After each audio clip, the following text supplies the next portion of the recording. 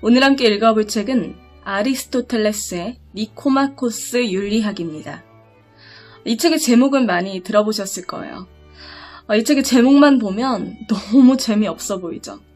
윤리학, 학문의 학자가 들어가는 게 너무나 거부감이 들고 재미없을 것 같고 딱딱하고 어려울 것 같은 그런 인상을 받지 않으세요? 하지만 이 책을 들춰서 읽어보고 나면 이 책이 최근에 서점에 나온 어떤 자기계발서, 처세술 서적보다 재밌다는 거를 알게 되실 거예요. 이 최근에 써니피디아에서 다루고 있는 책들의 면면을 보시면서 이미 눈치를 채셨을 거예요. 우리가 최근에 논의하고 있는 주된 문제의식은 바로 어떻게 살 것인가의 문제죠. 그런 차원에서 우리가 오늘 이 니코마코스 윤리학을 읽는 것은 굉장히 가치 있는 일이라고 볼 수 있죠.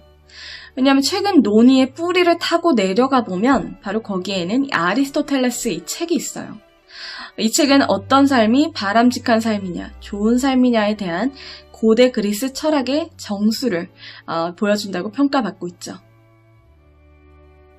아리스토텔레스가 이 책에서 던지고 있는 핵심적인 화두는 바로 어떻게 살 것인가, 과연 어떤 삶이 바람직한 삶인가 하는 현대에 우리 모두도 관심을 갖고 있는 중요한 문제예요.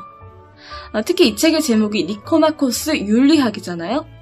윤리학이라는 제목에 걸맞게 아리스토텔레스는 가치 판단을 내리고 있어요. 특정한 윤리적 방향성을 가지고 이 책을 기술했다는 얘기죠. 이 결론부터 말씀드리면 이 아리스토텔레스의 니코마코스 윤리학이 주장하는 바는 우리 인간의 모든 활동이 궁극적으로 지향하는 목적은 바로 행복이라는 거예요. 이 행복 개념에 천착하고 있어요. 이 아리스토텔레스는 이 행복이란 인간 고유의 기능이 탁월하게 발휘되는 품성 상태인 덕에 따른 활동임을 논증하고 있어요. 행복이란 무엇인지, 그리고 이 행복에 어떻게 이를 수 있는지, 그리고 그 과정에서 필요한 알미란 어떤 것인지를 아리스토텔레스는 이 책을 통해서 매우 체계적으로 논증하고 있습니다. 우리는 그 자체 때문에 추구할 가치가 있는 것이 다른 것 때문에 추구할 가치가 있는 것보다 더 궁극적인 것이라고 부르며, 또한 다른 것 때문에 바람직하지 않은 것이 그 자체 때문에도 바람직하고 다른 것 때문에도 바람직한 것보다 더 궁극적인 것이라고 부른다. 그래서 우리는 언제나 그 자체 때문에 바람직하고 결코 다른 것 때문에는 바람직하지 않은 것을 무조건 궁극적인 것이라고 부른다. 행복이야말로 무조건 궁극적인 것 같다. 우리는 행복을 언제나 그 자체 때문에 선택하고 결코 다른 것 때문에 선택하지 않기 때문이다. 명예와 쾌락과 지성과 모든 미덕의 경우는 이와 다르다. 우리는 그것들을 그 자체 때문에도 선택하고 그것들을 통해 행복한 삶을 살게 되리라 믿으며 행복을 위해서도 선택한다. 하지만 그런 것들 때문에 또는 다른 어떤 것 때문에 행복을 선택하는 사람은 아무도 없다. 그렇다면 어떻게 해야 행복해질 수 있는가? 행복은 학습이나 습관화나 다른 훈련을 통해 얻을 수 있는 것인가? 아니면 신이 내려주거나 우연히 주어지는 것인가? 만약 신이 무엇인가를 인간들에게 내려준다면 행복이야말로 신이 내려준 것이 맞다. 행복은 인간 세상에서 가장 좋은 것이기 때문이다. 그러나 이 문제는 다른 분야에서 다루는 것이 더 적절할 것이다. 하지만 행복은 신이 내려준 것이 아니라 미덕과 어떤 학습이나 훈련을 통해 얻을 수 있는 것이라 하더라도 행복은 분명 가장 신적인 것 중에 하나이다. 미덕이 받는 상과 미덕이 추구하는 목적은 확실히 세상에서 가장 좋은 것으로서 신적인 것이며 축복받은 것이기 때문이다. 또한 행복에는 많은 사람이 동참할 수 있다. 미덕과 인연이 멀지 않은 사람이면 누구나 어떤 학습이나 개인적인 노력을 통해 행복해질 수 있기 때문이다. 그렇게 행복해지는 것이 우연히 행복해지는 것보다 더 나은 것이라면 실제로도 그렇다고 믿는 것이 사리에 맞다.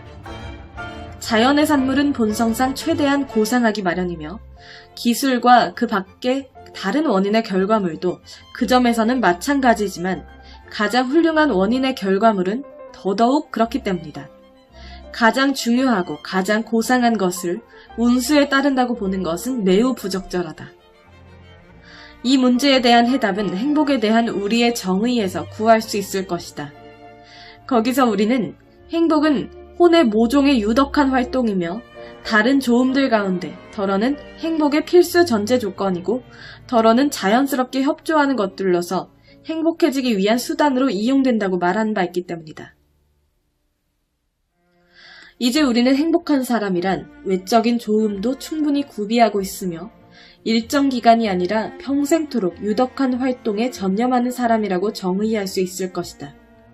그리고 우리는 그가 앞으로도 그렇게 살다가 그렇게 죽을 것이다 라고 덧붙여야 할 것이다. 우리에게 미래는 확실히 알 수 없는 것이지만 행복은 목적이며 모든 점에서 궁극적인 것이라고 우리가 주장하고 있기 때문이다. 그렇다면 우리는 살아있는 사람들 가운데 앞서 말한 자질들을 갖고 있거나 앞으로도 가지고 있을 사람들을 인간으로서 행복하다고 말할 수 있을 것이다. 여기서 또 눈치를 채셨겠지만 이 아리스토텔레스가 정의하고 있는 이 행복의 개념은 우리가 알고 있는 행복이랑은 아주 커다란 차이가 있어요. 우리가 알고 있는 행복이란 감정 상태죠. 우리가 맛있는 것을 먹거나 친구들이랑 재밌게 놀거나 좋은 곳을 여행하거나 이럴 때 행복하다라고 느끼는 그 감정 상태란 말이에요. 그런데 아리스토텔레스가 얘기하고 있는 행복은 감정 상태가 아니에요. 바로 활동이라는 거죠. 활동. 행복은 마음가짐이 아니다. 만약 행복이 마음가짐이라면 평생 잠만 자며 식물 같은 삶을 사는 사람이나 큰 불행을 당한 사람도 행복할 수 있을 것이기 때문이다. 따라서 이것을 받아들일 수 없다면 앞서 말했듯이 우리는 행복을 오히려 활동으로 분류해야 할 것이다. 그리고 만약 어떤 활동들은 필요한데 바꿔 말해 다른 것 때문에 바람직한데 다른 활동들은 그 자체 때문에 바람직하다면 행복은 분명 그 자체 때문에 바람직한 활동들 가운데 하나이지 다른 것 때문에 바람직한 활동들 가운데 하나로 분류돼서는 안 된다. 행복은 다른 것이 필요 없고 자족적이기 때문이다. 그런데 그 자체로 바람직한 활동이란 활동 외에는 아무것도 요구받지 않는 활동이다. 따라서 우리가 소나 말이나 다른 동물을 행복하다고 하지 않는 것은 당연한 일이다. 어떤 동물도 그런 활동을 할 수는 없기 때문이다. 다른 이유에서 아이도 행복하지 않다. 아이도 나이가 어려 그런 활동을 할 수 없기 때문이다. 아이를 행복하다고 부른다면 이는 아이가 가진 잠재력 때문에 그렇게 부르는 것이다. 그렇다면 인간 고유의 기능이란 과연 뭘까? 인간이 아닌 여타 생명체는 갖지 못한 인간만이 가진 특질은 무엇일까? 여기에 대한 아리스토텔레스의 대답은 바로 지성이라는 겁니다. 인간만이 이 지적인 활동을 할 수 있다는 거죠. 이렇게 지성은 인간 존재를 지배하는 가장 훌륭한 부분이다. 따라서 이 지성에 따르는 삶, 즉 관조하는 삶이 최상이며 가장 즐거운 삶이다. 즉 완전한 행복은 바로 관조적인 삶이다 라고 아리스토텔레스가 주장하고 있는 겁니다.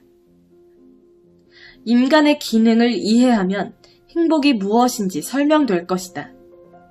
피리 연주자나 조각가나 온갖 기술자는 물론이고 특정 기능이 있거나 특정 활동을 하는 모든 사람의 좋음과 행복은 그런 기능을 발휘하는 데 있다고 생각되는데 이 점은 인간 자체의 경우도 마찬가지이기 때문이다. 인간에게도 특정 기능이 있다면 말이다. 그런데 목수나 제화공은 특정 기능이 있고 특정 활동을 하는데 인간은 그런 것이 없고 아무 기능도 타고나지 못한 것일까? 아니면 눈과 손과 발과 모든 지체에 분명 특정 기능이 있듯이 마찬가지로 사람에게도 이런 모든 기능 외에 어떤 특정 기능이 있는 것일까? 그런 기능이 있다면 그것은 어떤 기능일까? 그런데 삶은 식물에게도 공통된 기능이지만 우리가 찾고 있는 것은 인간 고유의 기능이다. 그러니 영양 섭취와 성장의 삶은 우리의 정의에서 제외하기로 하자. 다음에는 감각적인 삶이 있는데 이 역시 말이나 소 등 모든 동물에게도 공통된 것이다. 그렇다면 남은 것은 이성적인 부분의 활동적인 삶이다. 이성적인 부분은 다시 둘로 나뉘는데 하나는 이성에 순응한다는 의미에서 이성적이고 다른 하나는 이성을 갖고 사고한다는 의미에서 이성적이다. 이성적인 부분의 삶에도 이렇듯 두 가지 의미가 있는 만큼 우리는 활동적인 삶이 우리가 말하는 삶임을 분명히 해두어야 한다.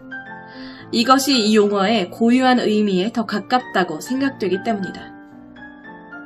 그런데 인간의 기능이 이성적인 원리를 따르거나 이성적인 원리를 내포하는 혼의 활동이라면, 그리고 기타라 연주자와 훌륭한 기타라 연주자 등등의 경우처럼 어떤 일을 하는 사람과 그 일을 잘하는 사람의 기능을 우리가 같은 종류의 것으로 여긴다면, 그리하여 후자의 탁월함은 기능의 이름에 덧붙여진 것이라면, 그리고 우리가 인간의 기능을 특정한 삶, 곧 혼의 이성적인 활동 또는 일련의 행위라고 생각한다면, 그리고 훌륭한 인간의 기능은 이런 행위들을 잘 수행하는 것이고 모든 기능은 거기에 걸맞은 미덕을 가지고 수행해야 제대로 수행할 수 있다면, 인간의 조음은 결국 미덕에 걸맞은 혼의 활동이며, 미덕이 하나가 아니라 여럿이라면 가장 훌륭하고 가장 완전한 미덕에 걸맞은 혼의 활동이다.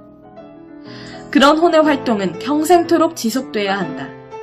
제비 한 마리가 날아온다고 하루아침에 봄이 오지 않듯 사람도 하루아침에 또는 단기간 행복해지는 것은 아니기 때문이다. 아리스토텔레스에 따르면 행복이란 최고선이에요. 제 이름이 임선인데 이 착할 선자 쓰거든요. 하지만 이 선자에는 착하다뿐만 아니라 좋다의 의미도 있어요. 좋다, 잘한다. 최고선이란, 즉 최상의 조음이란 과연 어떤 것인가? 이 아리스토텔레스는 이 조음을 어떤 대상의 기능으로부터 이끌어내고 있어요. 어떤 대상이 갖고 있는 고유의 기능이 최상으로 발휘될 때, 그것이 바로 행복이라는 거죠.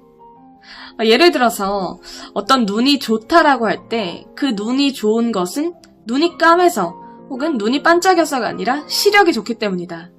그리고 어떤 조각가가 좋은 조각가라면 그것은 그 조각가의 얼굴이 착해서 잘생겨서가 아니라 조각을 잘하기 때문에 좋은 조각가인 것이다.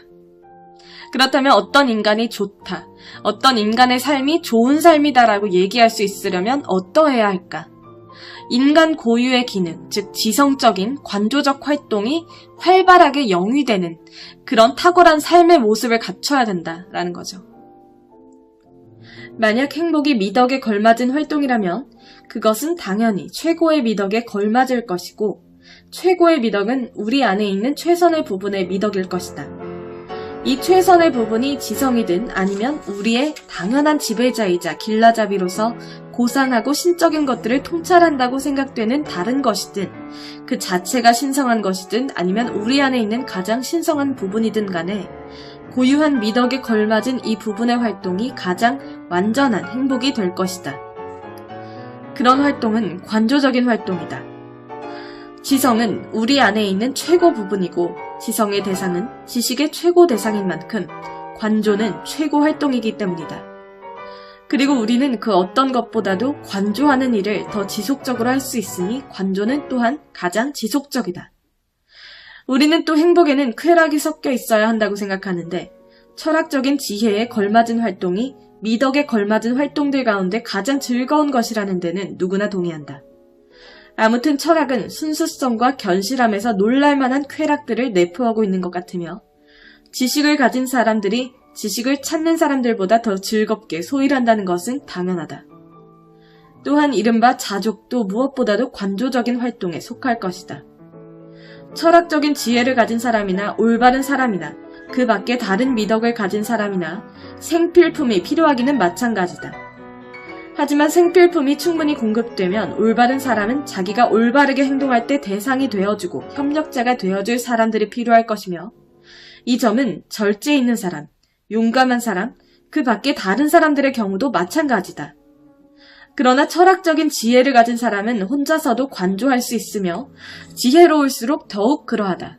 그는 아마 협력자들이 있으면 더 잘 관조할 수 있을 것이다. 그래도 그는 여전히 가장 자족적이다. 또한 관조만이 그 자체 때문에 사랑받는 것 같다. 관조의 경우 그 행위 말고는 아무 소득도 생기지 않지만, 실천적인 미덕들의 경우에는 그 행위 말고도 우리가 다소간 뭔가를 얻기를 기대하기 때문이다. 조음은 외적인 조음, 혼의 조음, 몸의 조음으로 삼분된다. 우리는 이 가운데 혼의 좋음을 가장 엄밀한 의미에서 좋음이라고 부르며 혼의 행위와 활동을 혼의 좋음으로 분류한다. 그러니 우리의 행복과는 철학자들이 받아들인 오래된 이 견해와 일치한다는 점에서 타당하다. 목적은 어떤 행위나 활동으로 이루어진다고 주장하고 있다는 점에서도 우리의 견해는 타당하다. 그럴 경우 목적은 혼의 좋음이지 외적인 좋음이 아니기 때문이다. 행복한 사람들의 삶은 그 자체로 즐겁다. 쾌락은 혼의 경험인데 사람은 저마다 자기가 좋아하는 것에 쾌감을 느끼기 때문이다.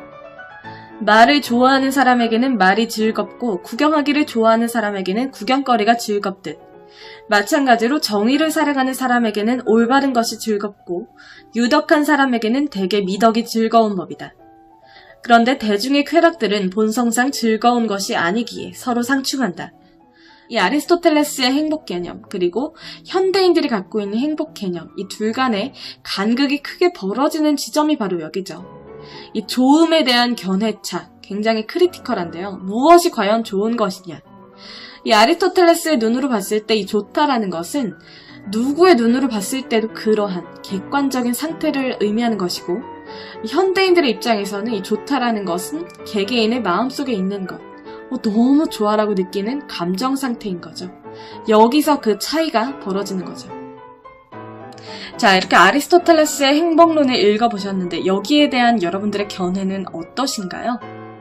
이 아리스토텔레스의 행복이란 어떤 삶의 순간순간에서 발생하는 감정 상태라기보다는 활동으로서 전 생애에 걸쳐서 축적적으로 완성된다는 그런 특징을 갖고 있는데 여러분들 여기에 동의하시나요? 아리스토텔레스의 이런 행복에 대한 견해는 굉장히 훌륭하고 고매하고 이상적이죠. 다만 현대인들의 눈으로 봤을 때는 너무 괴리감이 커요. 현실적으로 벙찐단 말이에요. 이게 무슨 행복이냐. 이런 반문이 나온단 말이에요. 그렇기 때문에 우리는 이 아리스토텔레스의 행복론을 읽으면서 우리가 가진 행복에 대한 정의와 접점을 찾을 충분한 이유를 갖고 있는 거예요.